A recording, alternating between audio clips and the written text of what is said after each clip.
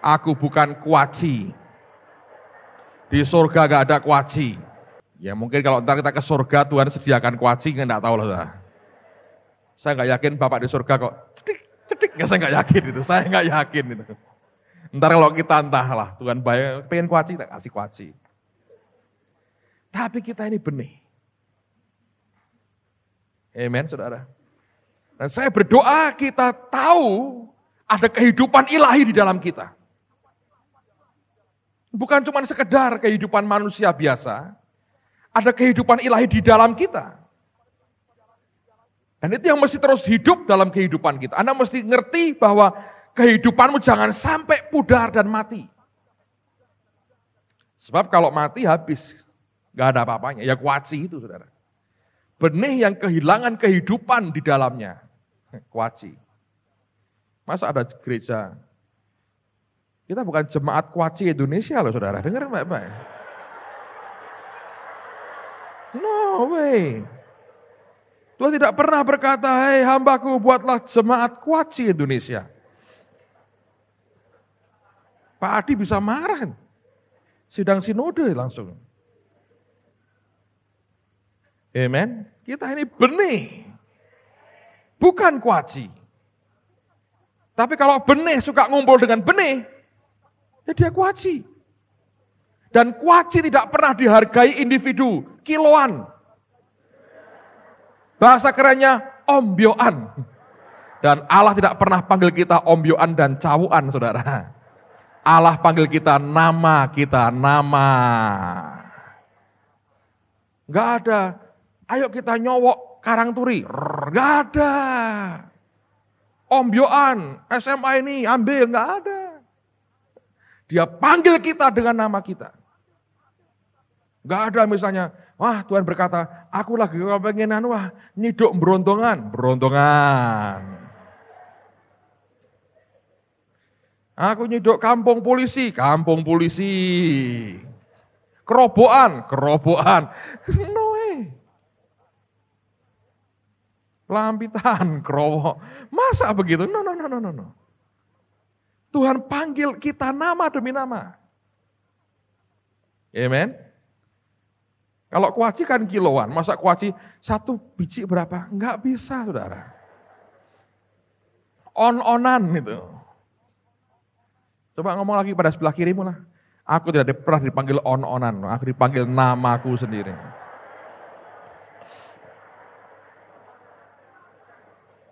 Nah, sekarang saya harap Anda mengerti. Yesus sendiri juga sadar bahwa dia benih. Lihat ya, Yohanes 12. Yohanes 12.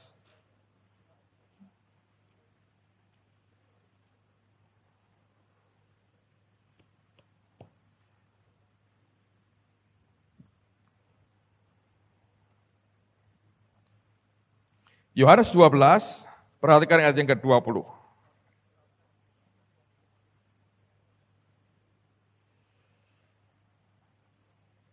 Di antara mereka yang berangkat untuk beribadah pada hari raya itu terdapat beberapa orang Yunani. Nah sekarang saya mau ceritakan dulu saudara background-nya. Yesus selama hidupnya, mandat Bapak Surgawi buat dia sebetulnya terutama adalah melayani orang-orang Israel saja. Ada beberapa dari bangsa lain tapi itu perkecualian. Perempuan Sirofenisia, beberapa perwira Romawi dia layani, tapi itu perkecualian, exception. Dia berkata, aku ditugaskan untuk anak-anak aja. Hanya untuk orang pilihan, orang Israel. Tapi waktu itu, ada orang-orang Yunani yang mulai percaya. Terus, ayat berikutnya. Orang-orang itu pergi kepada Filipus yang berasal dari Betsaida di Galilea, lalu berkata kepadanya, Tuan, kami ingin bertemu dengan Yesus. Filipus pergi memberitahukannya kepada Andreas dan Filipus menyampaikannya pula kepada Yesus. Nah, perhatikan jawabannya itu aneh, saudara. Tetapi Yesus menjawab mereka katanya, telah tiba saatnya anak manusia dimuliakan. Aku berkata kepadamu sesungguhnya jikalau biji gandum tidak jatuh ke dalam tanah dan mati, ia tetap satu biji saja. Tetapi jika ia mati, ia akan menghasilkan banyak buah. Ini aneh jawabannya. Ada orang Yunani pengen bertamu, berkunjung, ngomongnya benih yang mati. Apa hubungannya? Hubungannya jelas sekali. Waktu orang Yunani sudah datang ke dia, Yesus sadar, waktunya sudah dekat sekali, bahwa kebenaran ini harus meledak ke seluruh dunia. Bukan hanya orang Yahudi yang akan terima Yesus, seluruh dunia akan datang kepadanya. Dan itulah sebabnya dia berkata, oke, aku ngerti kalau gitu. Ini tanda dari Bapa bahwa benih ini harus mati. Dan dia mulai mengatakan, kalau biji gandum tidak mati, tetap satu. Kalau dia mati, dia berkata, akan menghasilkan banyak buah. Dalam hidup kita, Anda dan saya mesti belajar hidup menyangkal daging. Itulah proses kematian kita. Nyangkal daging itu bukan ganti kulit atau ganti pakaian, saudara. Bukan. Betul-betul yang lama itu mati, yang baru itu muncul. Makanya baptisan selam itu kan simbolik. Anda dikuburkan, ya, lalu kemudian apa? Bangkit lagi sebagai manusia baru. Nah, banyak orang itu enggak mati. Tapi dia cuman ganti pakaian. Wah, ada cerita menarik saya ingin ceritakan pada saudara. Di Israel kami dengarkan cerita ini luar biasa. Itu cerita favorit kami selama trip ke Israel. Sejak itu populernya luar biasa. Saya cerita ini ya. Dengar baik-baik. Kematian itu bukan ganti baju.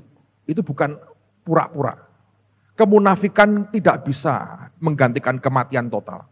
Mati itu artinya hidup lamamu disangkali tiap hari, saudara. Mau muncul sangkali, mau muncul sangkali. Tapi ini ada cerita orang Yahudi. Ada gereja Katolik di Israel. Yang sudah tahu, tidak usah ketawa. Ketawanya bolehlah, Pak Yos boleh ketawa, sudah tahu. Ini gereja Katolik kan punya banyak pelayanan amal gitu ya. Jadi bagi ini dengan cuma-cuma. Nah, orang Yahudi itu kan otaknya itu otak cari untung gitu. Dia ngakalnya tuh pinter. Nah, mereka melihat, waduh, kalau aku jadi Katolik, dapat bantuan sosial nih, pakaian gratis, makan, apa-apa gitu. Tapi orang Yahudi tulen tidak mau jadi Kristen sampai hari ini. Karena mereka takut kalau mereka percaya Yesus, hilang keyahudiannya. Lalu jadi Kristen gak Yahudi lagi. Sampai sekarang mereka sebagian besar belum percaya Yesus. Nanti satu kali mereka mesti percaya Yesus. Siapa tahu ada misionari-misionari untuk orang Israel di tengah-tengah kita. Hanya modalnya satu tok, saudara. Pakai baju anti peluru itu aja, saudara. Nah, lalu ada satu bapak orang Yahudi, dia pikir, wah aku mesti jadi Katolik. Datang ke seorang pastor, aku mau jadi Katolik. Pastor berkata, gak mungkin, kamu bohong. Kamu hanya minta ini tuh sumbangan sosialku, derma sosialku untuk kamu. Nggak mungkin. Saya mau Katolik. Nggak mungkin. Kamu bohongin aku.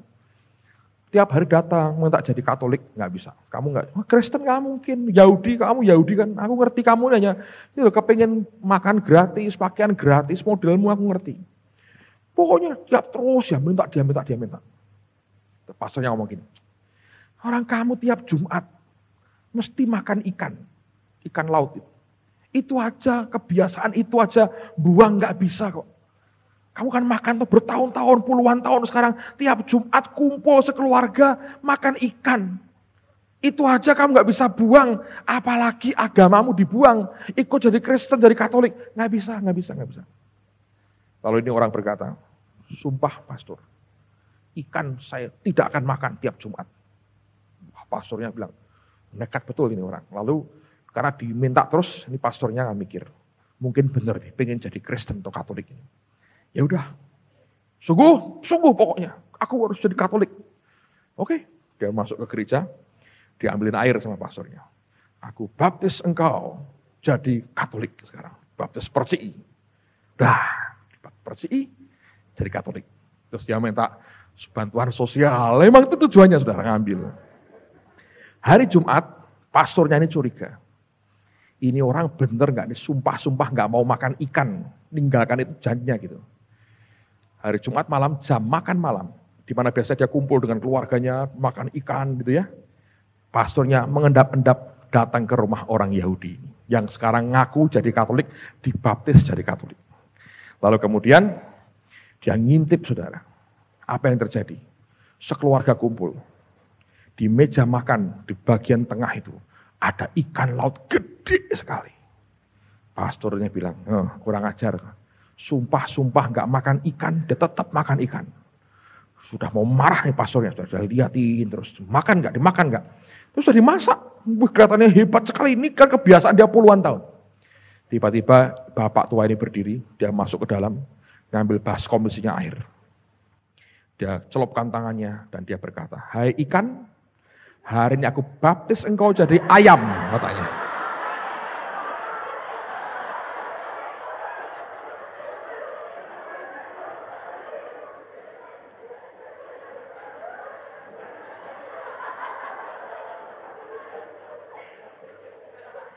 Berapa banyak Kristen model kayak Yahudi kayak begini saudara. Semua dihalalkan untuk kepentingannya dia. Nah sejak itu kami kalau makan saudara sudah belenek nih, sudah gak suka. Aku baptis kok jadi soto katanya.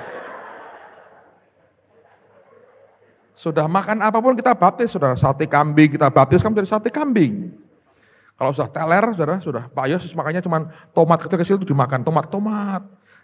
Kalau makan tuh nyiapkan mental dulu, nyiapkan. Terus dia bilang, aku baptis engkau jadi gudeg katanya gitu.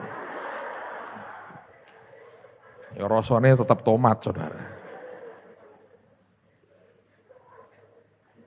Orang Kristen kan seringkali begitu ya. Hanya ganti pakaian tok. Dia nggak serius dengan apa yang ada. Tapi potensi di dalammu, makanya gini saudara, saya ajari ya. Jangan suka ngomel. Jangan suka menggerutu.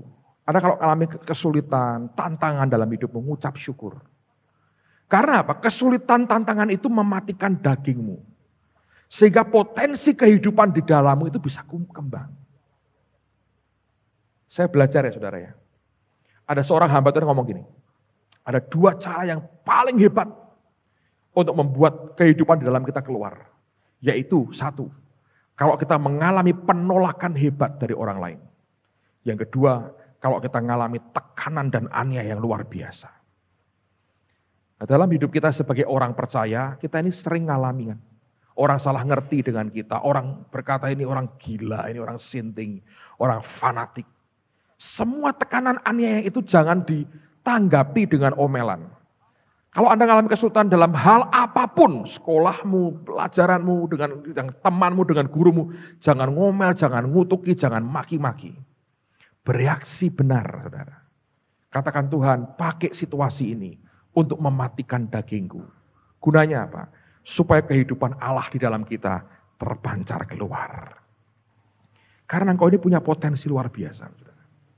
Serius. Saya lihat yang kita alami aja lah.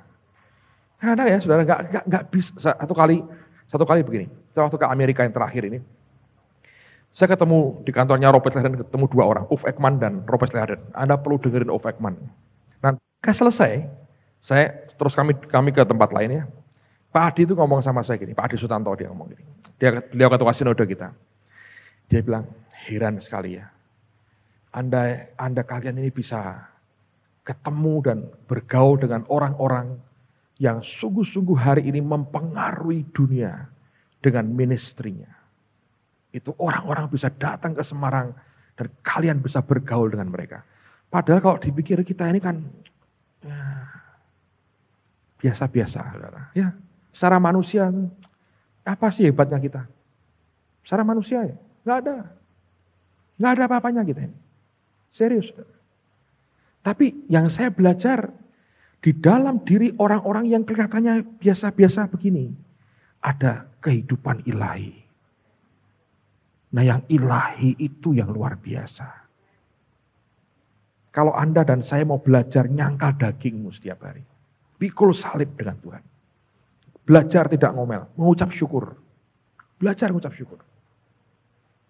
Saya senang satu kali Ibu Indri waktu doa pagi. Anda tahu kalau Anda sudah ke Israel, makanannya semuanya beda, saudara.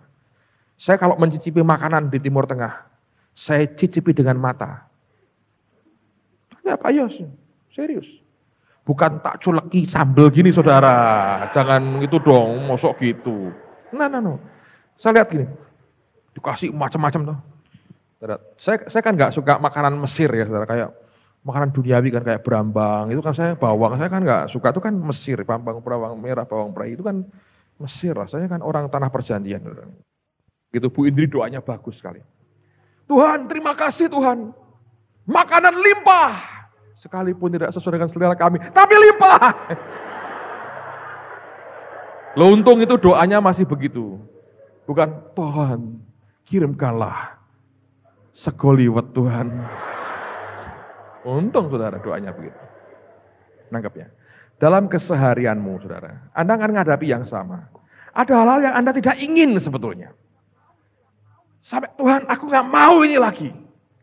Tapi untuk mematikan kedagingan, saudara. Ada hal-hal yang kita mau, tidak mau, kita mau telan dalam hidup kita. Apapun lah Tuhan. Aku mau. Nyangkali daging. Sampai akhirnya kehidupan yang di dalam kita. Yang ilahi itu terpancar keluar. Nah waktu keluar, Anda dan saya berbuah luar biasa. Amen saudara. Karena kita ini benih. Bukan hanya kekayaan kita yang benih. Tapi kita ini benih. Dan kemanapun Tuhan taburkan kita, ditempatkan dimanapun. Selama kematian daging itu ada menyertai kita. Selalu buahnya akan luar biasa. Memberkati yang lain. Amen saudara. Satu hidup aja diserahkan ke Tuhan. Anda tahu jutaan orang akan diberkati. Ribuan orang akan diubah hidupnya.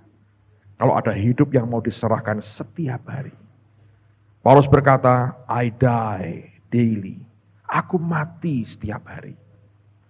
Anda menghadapi apapun, keluargamu, situasi ekonomi orang tuamu, pendidikanmu, apapun. Jangan menggerutu saudara. Jangan berontak ketika proses kematian daging Allah izinkan terjadi dalam kehidupan kita. Ada hal-hal yang mau tidak mau, Anda telan saja. Saya belajar, saudara, satu hari di Yerusalem badan saya sudah mulai meriang. Saya bilang, waduh, ini nih. Ya, saya minum vitamin sih. Saya nggak biasakan kasih obat-obat, saya vitamin aja. Dan akhirnya saya sadar, saya harus kasih makan badan saya. Dan ya itu nggak sesuai dengan selera. Saya coba mengkombinasi semua ilmu masak saya, saudara. Tapi ujungnya saya dorong dengan air. Supaya ini badan dapat makan sesuatu yang sehat. Dan saya berkata aku tidak mau buat pengakuan bahwa aku sakit. Aku percaya aku sembuh oleh karena bilur Yesus. Amen. Nah kalau Anda mengizinkan proses kematian daging dalam hidupmu terjadi. Saya percaya kehidupan ilahi dalam saudara akan mulai tumbuh dengan luar biasa. Saya berdoa jangan di tengah-tengah kita jangan ada orang yang suka ngomel, gerutu, mengeluh. Jangan. Ada banyak orang yang punya kebiasaan ngomel. Berumpitnya kotor. Berumpit kotor banget. Mbok katakan gitu loh. Wah ini kalau aku bersihin ini, olahraga aku. Nah, ngomongnya gitu loh saudara. Bensin tinggal sedikit. Waduh, dipakai ini, tinggal kurang diganti bensinnya. Karena sidik sudah ini bagaimana ini? Anda berkata, puji Tuhan. Mungkin ini 5 roti 2 ikan. Ini bensin jadi 5 liter, siapa tahu. Kalau enggak ngomong gini saudara. Ini terjadi nih. Kalau enggak, Anda berkata, aku percaya bensin yang sudah tinggal sedikit ini adalah bensin yang perlu aku tambah dengan ramuan khusus. Saya dengar dari Pak Adi Sutanto tadi pagi, di Amerika itu ada bensin dengan formula baru. Ada tambahannya. Jadi kalau seliter ya, Anda bisa 10 kilo, dengan tambahan ini seliter bisa 15-20 kilo. Luar biasa. Terus saya tanya dengan teman, mau nggak kamu tak beritahu formulanya? Wah teman-teman di mobil bilang, mau. Saya bilang, saya tahu Pak Di tambahan formulanya. Apa? Dorong.